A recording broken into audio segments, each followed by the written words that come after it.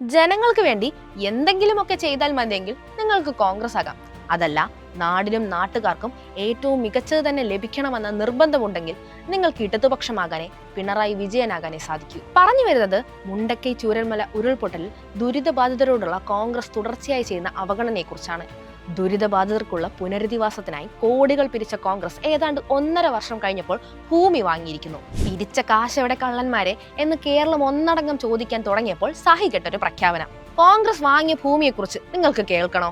മേപ്പാടി പഞ്ചായത്തിലെ കോട്ടപ്പടി വില്ലേജിലുള്ള കുന്നമ്പറ്റിയിൽ രൂക്ഷമായ കാട്ടാന ശല്യമുള്ള കാപ്പിത്തോട്ടമാണ് കോൺഗ്രസ് വാങ്ങിയിരിക്കുന്നത്.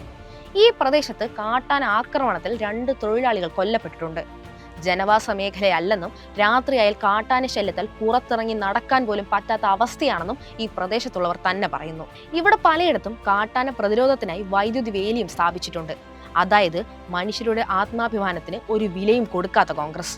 മറുവശത്ത് മുഖ്യമന്ത്രി പിണറായി വിജയൻ നേതൃത്വം നൽകുന്ന ഇടതുപക്ഷ സർക്കാർ ദുരിതബാധിതരെ എങ്ങനെയാണ് ചേർത്ത് പിടിച്ചതെന്ന് നോക്കൂ.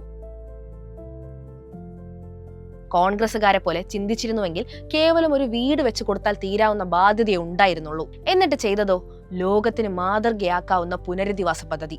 വീടുകൾ മാത്രമല്ല, ടൗൺഷിപ്പ് പ്രോജക്റ്റിലൂടെ ആരോഗ്യ കേന്ദ്രം, അംഗനവാടി, പൊതു മാർക്കറ്റ്, കമ്മ്യൂണിറ്റി സെന്റർ, ലൈബ്രറി, കളിയിടങ്ങൾ തുടങ്ങി വൈദ്യുതി സബ്സ്റ്റേഷൻ വരെ. വയനാട് ജില്ലാ കേന്ദ്രത്തിന്റെ ഹൃദയഭാഗത്താണ് ഈ ടൗൺഷിപ്പ് തലയുയർത്തി നിൽക്കുന്നതെന്ന പ്രത്യേകതയും.